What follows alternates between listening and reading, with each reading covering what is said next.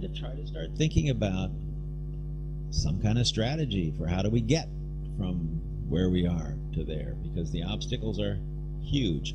But I say we should start with what we now know. We've had a century of economic experiments, large-scale, massive experiments, small-scale experiments. We know a lot more now. I mean, I always say about Marx, he didn't offer a blueprint. Well, Marx didn't have anything to go on, but we don't have that excuse. We've had more than a century of economic experimentation. So I think one of the things we know is that competitive markets are essential to the functioning of a complex, developed economy. I think this is the negative lesson of the socialist experiments of the 20th century. Central planning doesn't work. Okay, not once. It does for a certain while. I mean, the Soviet Union did industrialize, and when the U.S. and the rest of the capitalist world was in slump in the midst of a depression, that economy was growing. But once you reach a certain level of complexity, the difficulties of finding out, what people want and what people need, the difficulties of providing the incentives to get your enterprises to care about this and to be efficient and so on and so forth, I think are overwhelming. Okay.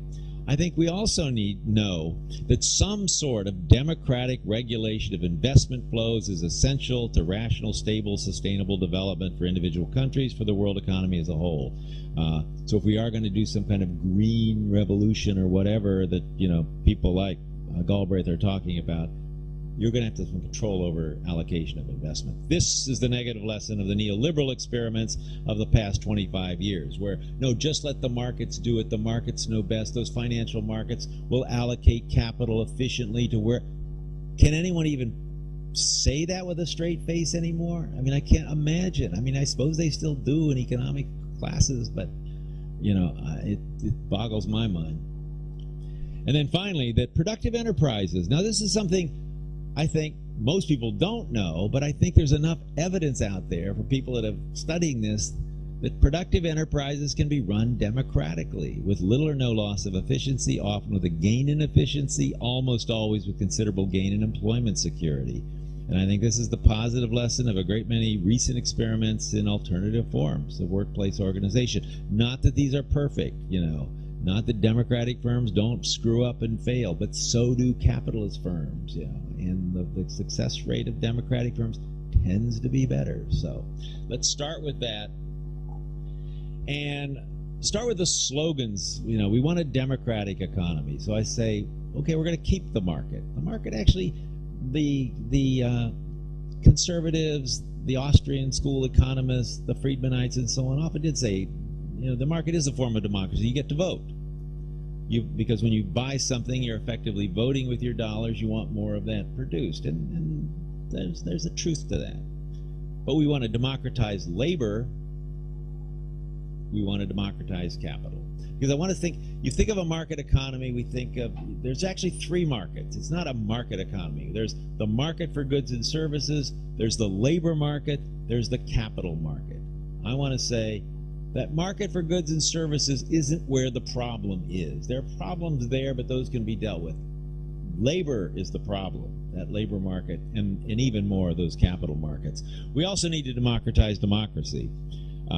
This is a huge problem in our country. I mean, there's more and more sense that the system is broken, and it is so corrupted and dominated by money. And it's going to be even more so that the Supreme Court in its infinite wisdom has ruled that corporations are persons and they can give as much money to candidates as any individual can, and any restricting their ability to give is against the Constitution. I mean, it's unbelievable. So this struggle for campaign finance reform and things like that are really crucial to have a genuinely democratic democracy. Okay. The basic model. This is a basic model, but my sense is an economy is extraordinarily complicated, but you need a kind of simple picture of how one could work. In real life, it's going to be more complicated than that, but even to make any sense out of a capitalist economy, you have to have a basic picture. Let me say there's three basic institutions to what I call economic democracy. First of all, we're keeping the markets for goods and services. Okay. We're going to replace the capitalist firm by democratic firms. Basically, they're going after wage labor. We want to have something else going on besides wage labor. We're going to democratize the workplace, at least lots of enterprises. And democratic control over investment. We need to get rid of those capitalist financial markets that are not doing any good anymore. Okay, now let me more details on the workplace democracy or worker self-management. First idea here is workers control the enterprise democratically, one worker, one vote. The idea here is an enterprise should no longer be thought of as a thing to be bought and sold. An enterprise is a community. When you join the community, you get the vote, just like you do when you move to a city and you get the vote. Okay, one person, one vote. You elect a worker council. That worker council plays the same role that a board of directors plays in a modern corporation. They're supposed to represent the interest of the stockholders. Well, the worker council is to represent the interest of the workers. They appoint the management. They oversee major decisions. And finally, you replace wage labor by giving every worker a share of the profits. You no longer have a fixed wage or salary, you get a share. Now, these don't have to be equal shares. People have more responsibility, more skills, whatever, can have larger shares. Let the workers decide how they want to do that, okay? But the point here is that everyone's income is tied to how well the company does.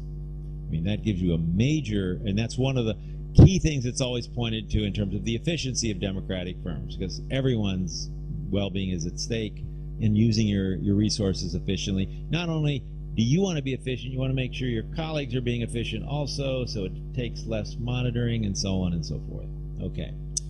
Social control of investment is a bit more complicated. Here the idea is two parts.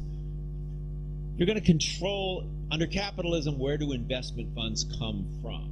Well, they come from, we say, the private savings of private individuals. What that means in the real world is the surplus of the wealthy people in society contribute the investment. Other people do too, but really you're relying on people with a lot of money, far more than they can spend, to put it somewhere else so they can be utilized for investment, okay? There's no reason to rely on private individuals for that. It's a very simple alternative to that. Replace your private savings by a tax for it, public savings.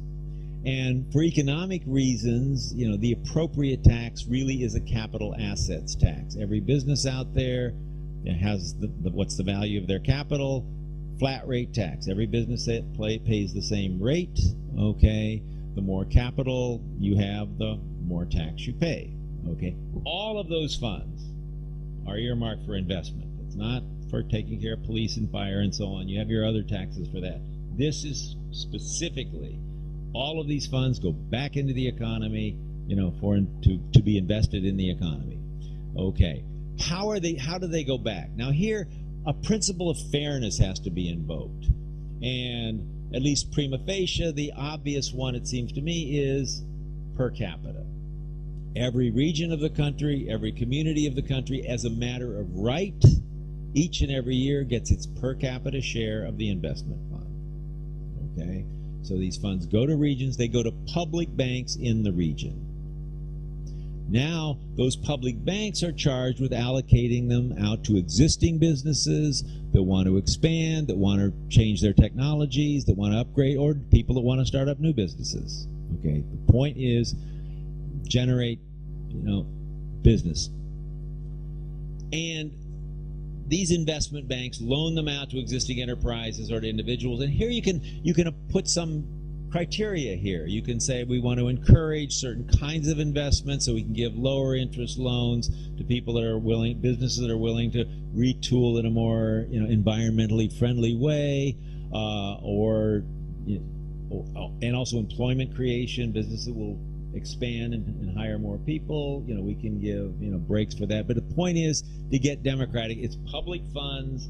We've got decentralized control, but we have democratic input into this investment process. Now, I also suggest several other supplementary institutions. In my book, I'll mention those kind of briefly.